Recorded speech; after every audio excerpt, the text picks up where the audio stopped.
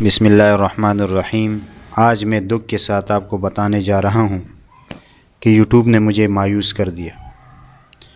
اس کی وجہ یہ ہے کہ تقریباً 4-5 چینل میں نے بنائے اور ہر ایک پر کوشش کرتا رہا، لیکن کوئی بھی آگے نہیں بڑھا۔